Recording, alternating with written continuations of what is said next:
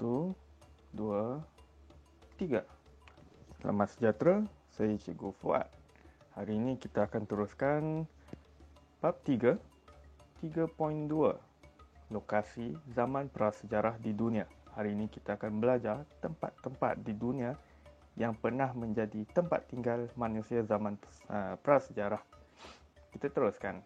Soalan pertama, bagaimana ahli sejarah tahu kewujudan lokasi prasejarah?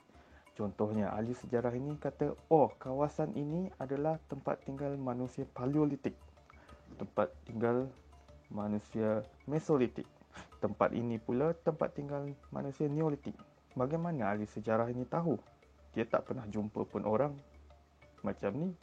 Orang prasejarah dah tak wujud lagi. Bagaimana mereka boleh pergi ke satu tempat dan mengatakan tempat ini adalah tempat tinggal mereka dahulu? Jadi, cara dia, bagaimana ahli sejarah tahu kewujudan lokasi prasejarah? Pertama, mereka jumpa ada penemuan tinggalan manusia dalam dua bentuk. Pertama adalah artifak.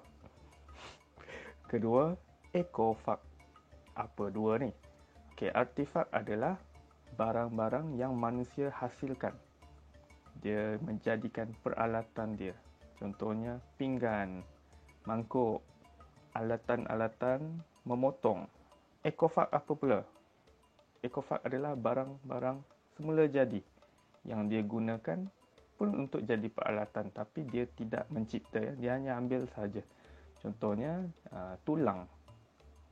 Tulang contohnya kura-kura punya shell, turtle shell, dia ambil untuk buat mangkuk contohnya. Baik.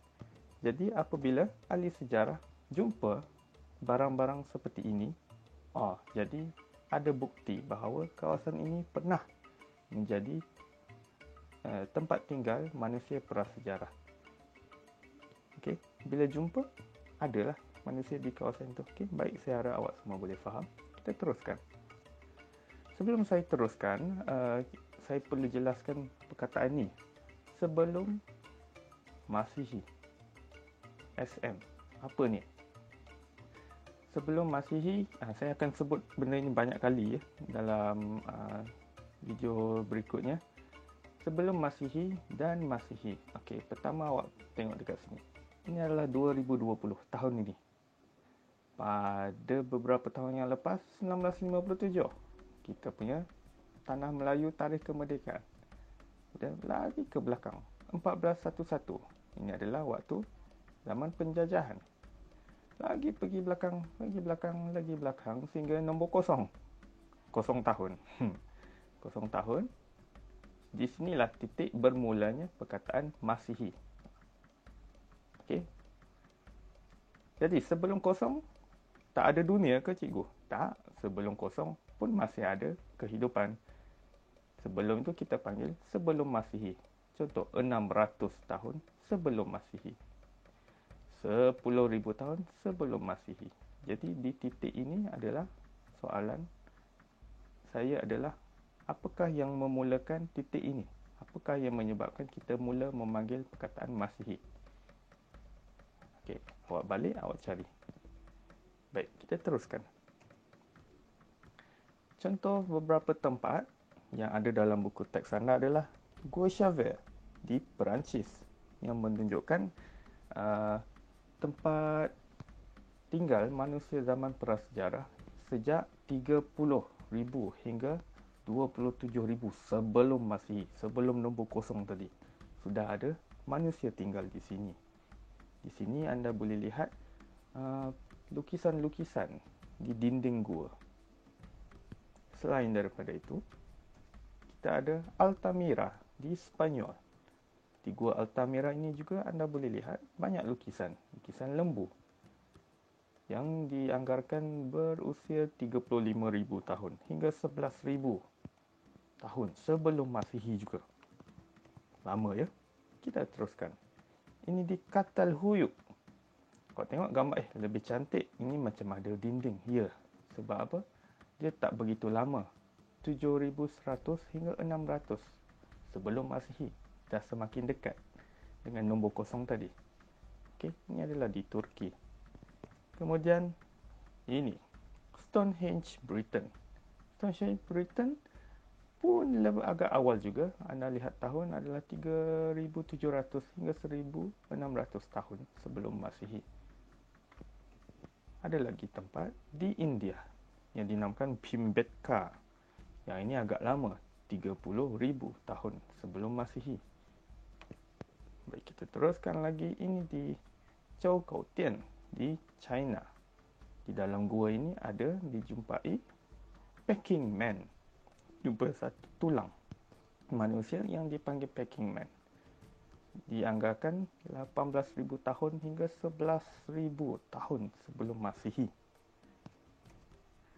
Seterusnya di Iran, Shahri Sokhta. Ini pun lebih kurang seperti Catalhuyuk tadi, ada bangunan 3,200 tahun hingga 1,800 tahun sebelum Masihi. Seterusnya di Turki juga, Göbekli Tepe. Nampak? 12,000 tahun sebelum Masihi. Baik. Jadi, beberapa nama yang saya sebutkan tadi, anda perlu ingat tempat dia di mana. Pertama, Chauvet, Gua Chauvet. Catalhuyuk, Shahri Sokhta, Stonehenge, Bhimbetka, Altamira, Göbekli Tepe dan Zhoukoutian. Okey, susahlah nak hafal cikgu nama dia. Saya pun tak ingat dekat mana tempat, di negara apakah tempat-tempat ini. Okey, saya beri anda tips. CCSS Bags. Contoh ini adalah jenama CCSS Bags. C. Chauvet, Catalhuyuk, Shahri Sokhta, Stonehenge, Bhimbetka, Altamira, Göbekli Tepe, Zhoukoutian. Awak mungkin tak perlu hafal semua, tapi kalau pernah dengar, perkataan ini adalah lebih bagus. Baik, kita teruskan. Ini di Asia Tenggara juga ada beberapa tempat lokasi zaman prasejarah. Pertama di Panchang, Thailand, 3,600 hingga 500 tahun sebelum Masihi. Seterusnya di Lenggong, Perak, 11,000 hingga 10,000 tahun sebelum Masihi. Yang ini penting, saya akan tekankan kemudian. Gua Liang Bua di Indonesia, 94,000 hingga 12,000 tahun sebelum Masihi. Ini antara yang paling lama. Di Gua Padah Lin, Myanmar, 13,000 tahun hingga 11,000 tahun sebelum Masihi. Ini di Sahyun. Jika anda lihat di buku teks anda, dia tulis Sahyun. Sebenarnya ada kesilapan sedikit. Pertanyaan yang sebenar adalah Sahuin. Sahuin ini adalah bukan nama tempat, tetapi merupakan nama budaya masyarakat di kawasan ini. Tempat ini adalah di Vietnam, 1,000 tahun hingga 200 tahun sebelum Masihi. Ini lebih dekat dengan nombor kosong. Jadi pada zaman ini sudah ada teknologi besi dan gangsa. Dan terakhir Gua Tabon di Filipina, 47,000 tahun sebelum Masihi. Baik.